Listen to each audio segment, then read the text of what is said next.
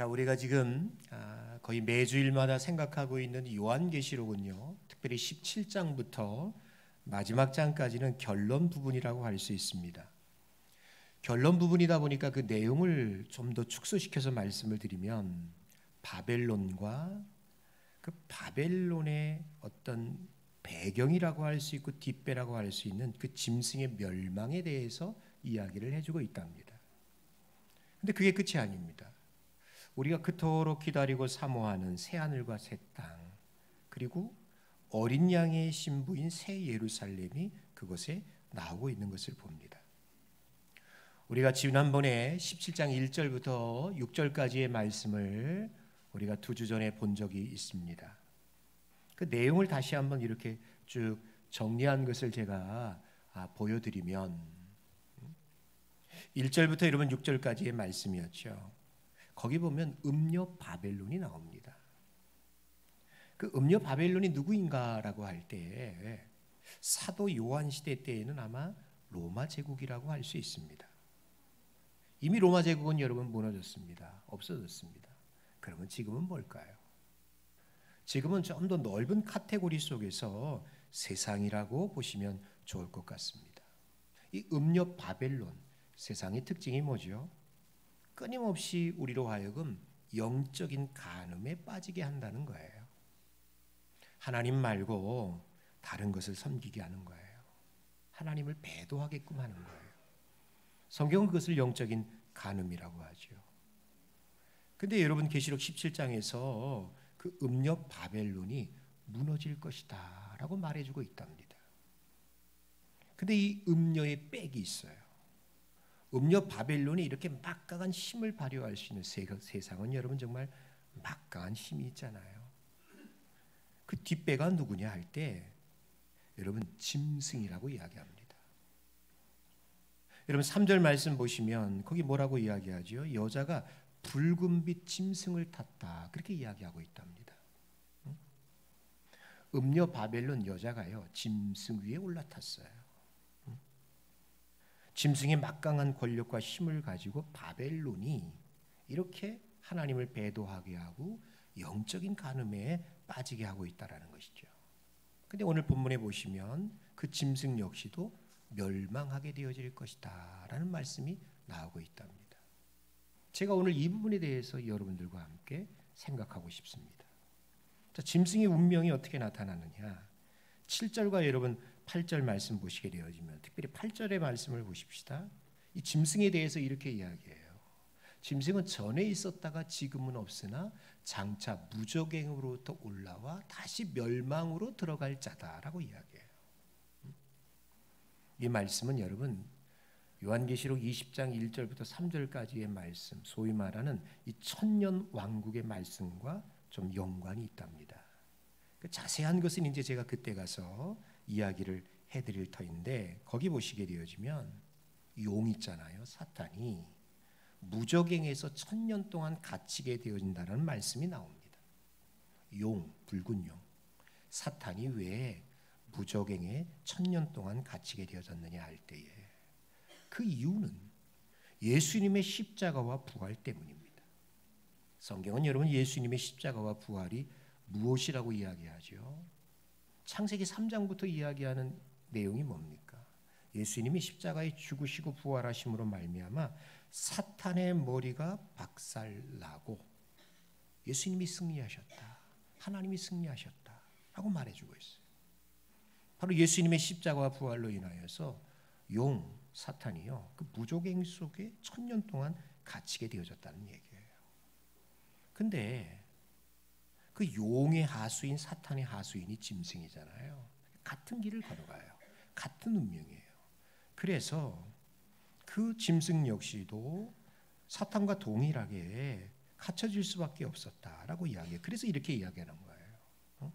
짐승은 전에 있었다가 지금은 없대요. 왜? 무저갱 속에 갇혀 있으니까. 근데 그 짐승이 무저갱으로부터 올라올 때가 있대요. 무저갱으로부터 올라와요. 이게 무슨 뜻일까요? 천년 왕국이 끝나갈 즈음에, 정말 주님이 재림하시기 바로 직전쯤에 뭐 그게 솔직히 우리로서는 잘 언제인지는 정확하게 모른답니다. 근데 이 말씀을 그대로 보면 바로 그런 때가 있을 것 같아요. 천년왕국 마지막 즈음에 주님이 재림하기 직전에 그 무적행 속에 있던 용도 사탄도 풀려나서 아주 최후의 발악을 할 때가 있다는 얘기예요. 그러나 여러분 우리가 두려워하지 않을 이유가 뭐냐면 18절 거기 또 뭐라고 얘기합니까? 무적행부터 올라오나 결국은 어떻게? 멸망으로 들어갈 자다. 뭐 최후의 발악을 난리법석일 겁니다. 그런데 결국 그 짐승은 용과 더불어서 불과 유황 영원한 심판에 떨어질 것이다 라고 이야기하고 있어요. 그러면서 계속해서 여러분 그 9절 이하에 보시게 되어지면요, 그 짐승의 모습 정체에 대해서 이야기해 주고 있는데, 여러분 그 짐승은요 7머리와 10뿔을 가졌다고 했답니다. 7머리가 뭡니까? 9절에 보세요. 7머리는 여자가 가진 7산이다. 짐승에는 7머리가 있어요. 그 7머리가 뭐냐? 여자가 앉은 7산이다 라고 말하고 있답니다. 7산이래요. 그럼 7산이 뭐냐? 당시 로마를 이야기할 때 하나의 별칭과 같은 것이 7산의 제국이었어요. 왜? 로마가 7의 이 산덩어리 동산에 세워진 제국이었기 때문에 그래요. 7왕이라고 그럽니다. 로마 제국을 대표하는 7왕들이 있었다라는 것이죠. 근데 우리가 이제 귀구려 봐야 될 내용은 11절 말씀이에요. 근데 이 7왕 말고 8번째 왕이 등장한대요. 8번째 왕이 등장하는데, 자 11절 봅시다. 곧이어 8번째 왕이 올 것인데 흥미롭게도 이 왕은 그렇죠? 7 중에 속한 자라 그렇게 이야기해요. 지난번에 있었던 7왕 중에 하나인데, 그리고 그 다음에 보십시오. 짐승은 8번째 왕인데 7 중에 속한 자라 그러면서, 이게 문장을 가만히 보시면 8번째 왕이 곧 짐승인 것을 이야기하고 있는 것을 봅니다. 8번째, 이제 나타나게 될 8번째 왕, 그게 누구냐? 짐승이다 라고 이야기하죠. 그러면서 그 짐승에 대해서 계속해서 이야기해줘요. 여러분 12절부터 쭉 보시게 되어지면 이 짐승은 10뿔을 가졌다라고 얘기해요. 10개의 뿔, 10뿔, 10왕이다라고 12절에서 이야기하죠. 성경에서 말씀하고 있는 뿔은 뭘 뜻하냐면 힘과 권세입니다. 이 짐승에게 10뿔이 있다. 뭐 미루어 추측할 만해요. 뭡니까? 막강한 권세와 힘을, 능력을 갖고 있다라는 것이죠. 짐승이 이런 막강한 권세와 힘을 갖고 있어요. 10뿔 가진 짐승.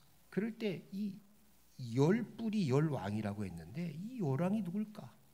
성경학자들이 역사적으로 보면 그게 계시록 16장에 나오는 파르티아 제국에서 올라오는 왕들이다라고도 이야기하고, 또 10개 지방의 총독들이다라고 이야기합니다. 근데 그게 정확하게 뭔지는 모르겠어요. 근데 이들이 어떤 존재인지에 대해서는 여러분 이야기해 주고 있어요. 자, 14절 보시면 보십시오. 그들이 누구이든지 간에 짐승과 이 10왕이 한 뜻이 되어졌어. 어떻게 하느냐? 어린 양과 싸우고 있는 것을 봐요. 그들이 짐승과 10뿔 11왕이에요. 어린 양과 더불어 싸우고 있다. 자, 싸워요. 그런데 거기 보십시오. 14절 보시면 어린 양이 이겨요? 짐승이 이겨요? 누가 이기죠?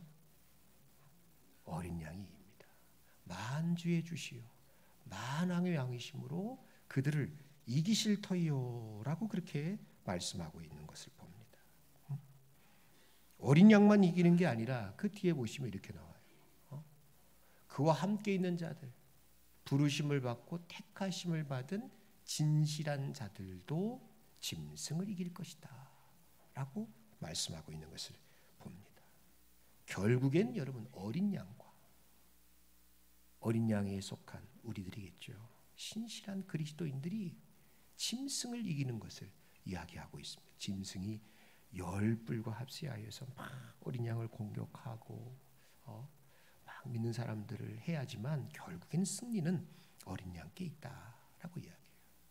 그리고 15절과 18절 말씀 보시면 또 음료 바벨론의 멸망을 이야기하고 있습니다. 특별히 여러분 16절 말씀 보시면 보십시오.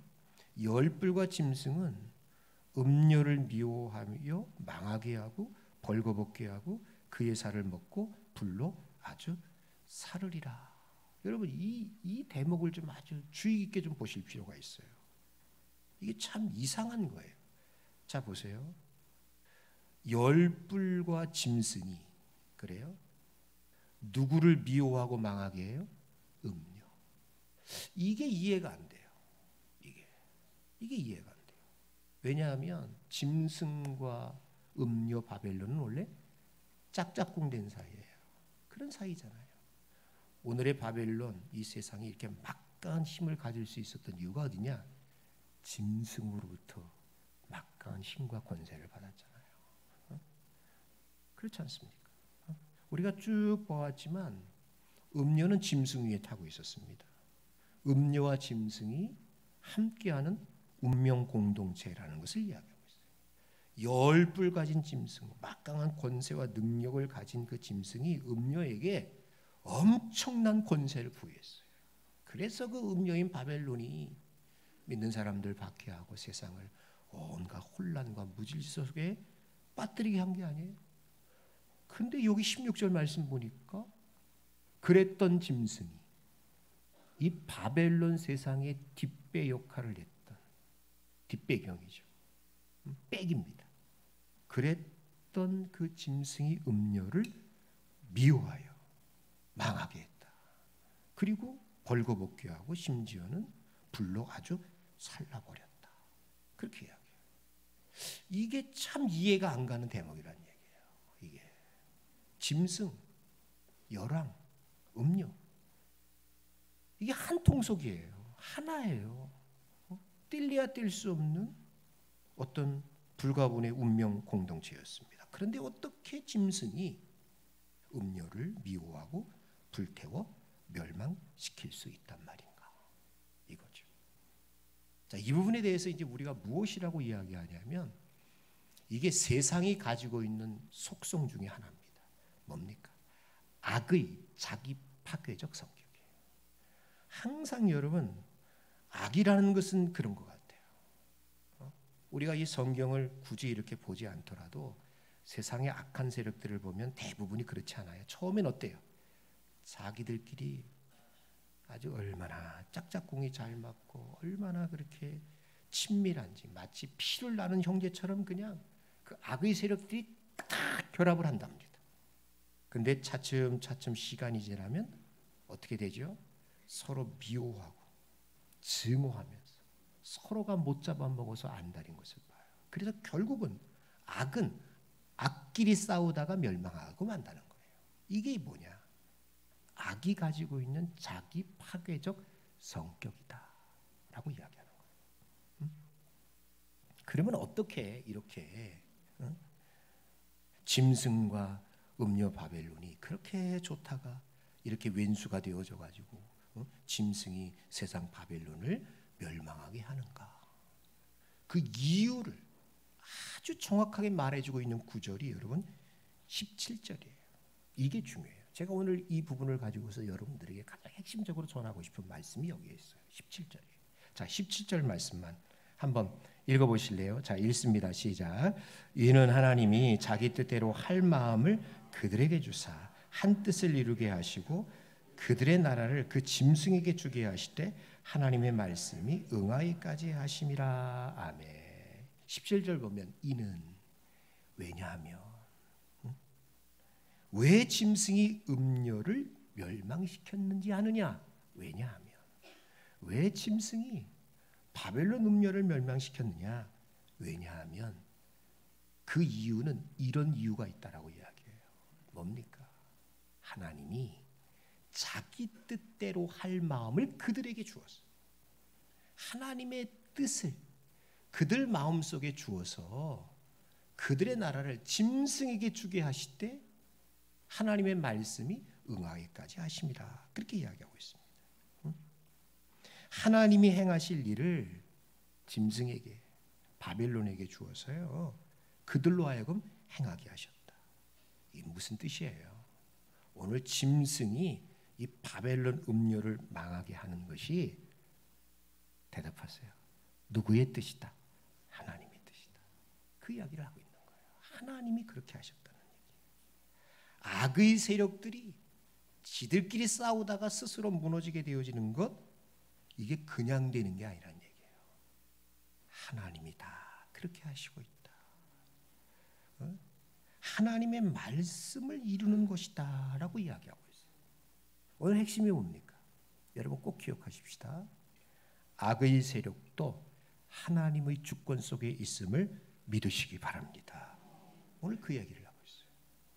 세상의 모든 것들, 심지어 어떤 것도, 악의 세력도 하나님의 주권 속에 있다. 여러분, 이제 오늘이 그래도 추수감사절이잖아요. 그렇죠? 제가 이 말씀을 준비하면서 제일 먼저 들었던 생각이 무엇인가 하니, 아니 그래도 오늘이 추수감사절인데 과연 이 본문이 감사와 관련이 있을까 하는 생각이 들었어요. 여러분들도 어쩌면 그런 생각이 들지 몰라요. 이게 감사와 무슨 상관이 있을까 하는 생각이 들지 않습니까? 심판과 멸망, 이게 감사와 무슨 상관이 있느냐, 그런 생각이 들지 몰라요. 근데 여러분 그렇지 않아요. 자, 제가 오늘 감사절임에도 불구하고 이 본문을 선택한 이유가 어디 있을까요? 우리 목사님이 계시록 계속 시리즈를 하다 보니까 이게 어쩔 수 없이 한 거다. 아멘인가요? 그건 아니에요. 이게 정말 여러분, 제가 이 말씀을 준비하면서 이게 감사절 때 해야 되는 설교 중에 하나다라는 제가 확신이 왔어요. 왜 그러냐? 정말 우리에게 감사가 무엇인지, 누가 감사할 수 있는지, 감사의 본질이 무엇인지 말씀해주고 있는 본문이에요. 여기 보면 뭐 감사해라, 감사의 기억 하나 나오지 않아요. 그런데도 오늘 본문은 감사절을 지키면서 한 해 동안을, 인생을 이만큼 살아오신 우리들이 내가 왜 감사해야 하는지, 어떨 때 감사해야 하는지를 분명한 인사이트를 오늘 본문이 우리에게 주고 있다는 겁니다. 여러분, 결론을 이렇게 내리고 싶어요. 진짜 감사는 뭐냐?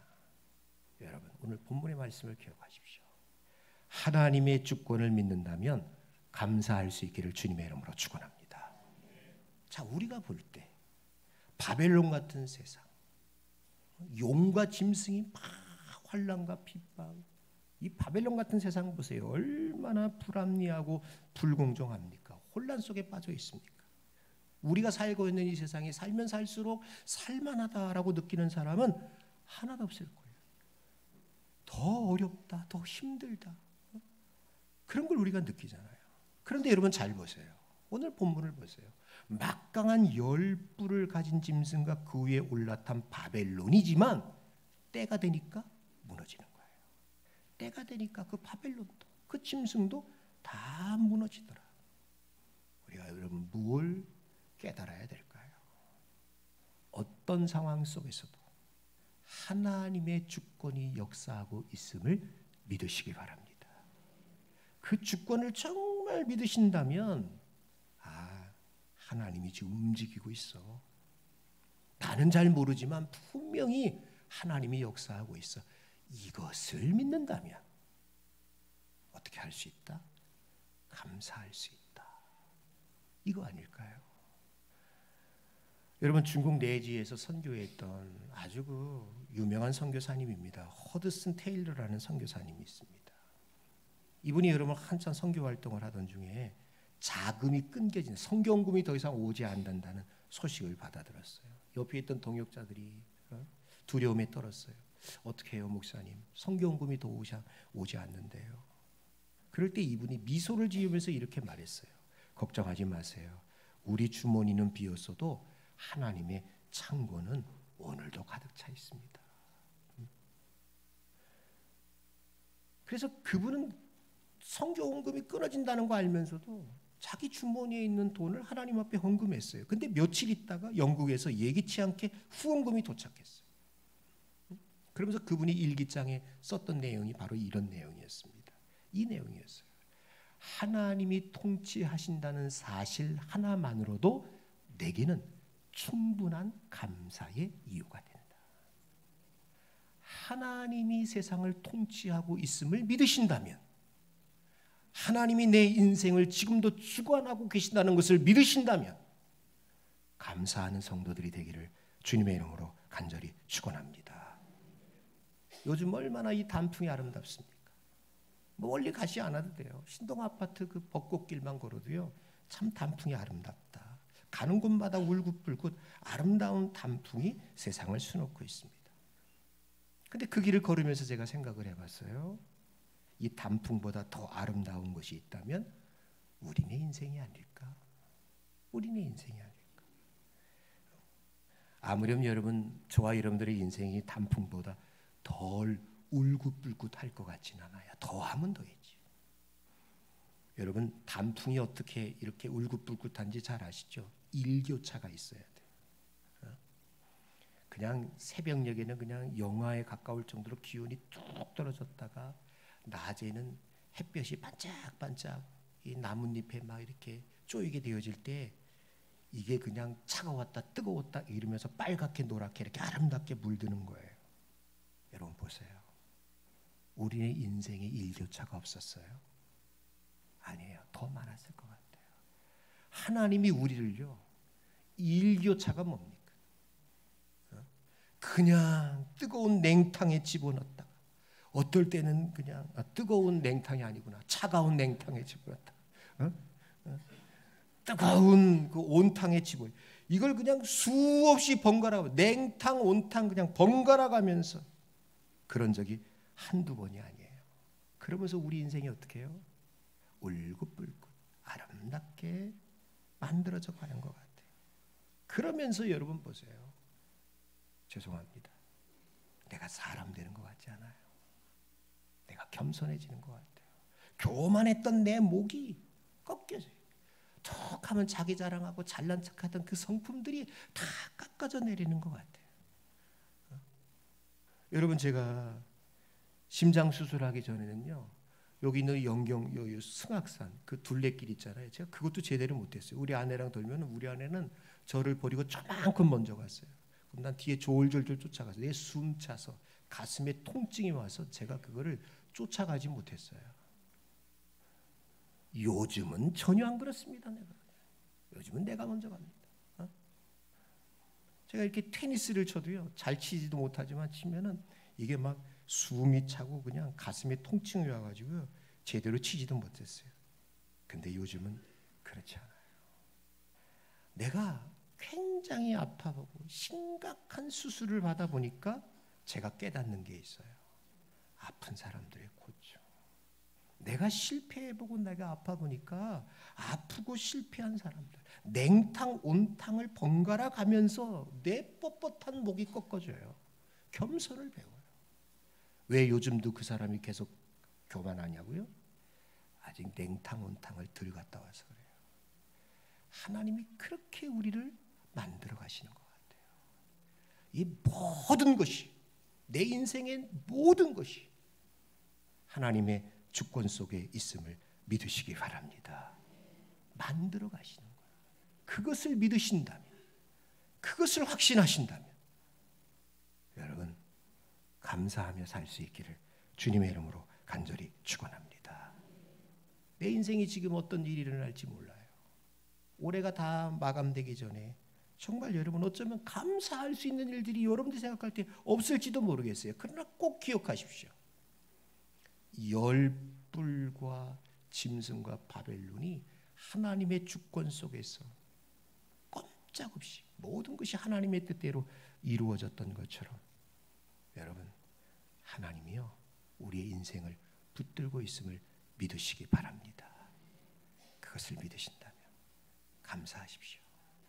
오늘 하나님 앞에 경배하며 찬송할 수 있는 천산의 모든 식구들이 될 수 있기를 주님의 이름으로 간절히 축원합니다.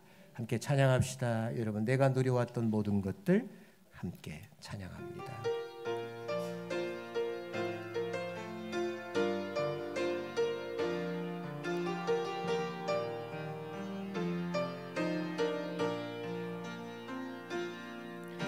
내가 누려왔던 모든 것들이, 내가 지나왔던 모든 순간이, 내가 걸어왔던 모든 순간이 당연한 것 아니라 은혜였소. 아침 해가 뜨고 저녁에 노을, 봄의 꽃향기와 가을의 열매, 변하는 계절의 모든 순간이 당연한 것 아니라 은혜였소. 모든 것이 은혜,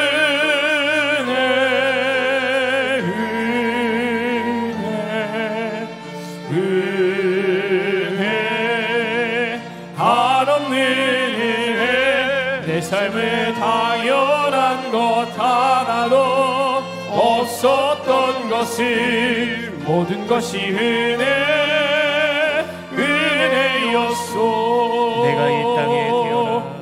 내가 이 땅에 태어나 사는 것, 어린아이 시절과 지금까지 숨을 쉬며 살며 꿈을 꾸는 삶, 당연한 것 아니라 은혜였소. 내가 하나님의 자녀로 살며 오늘 찬양하고 예배하는 삶, 복음을 전할 수 있는 축복이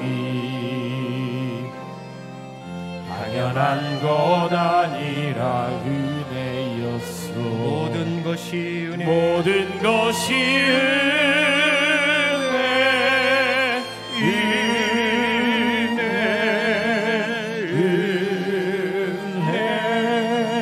한없는 은혜. 내 삶에 당연한 것 하나도 없었던 것을, 모든 것이 은혜였소.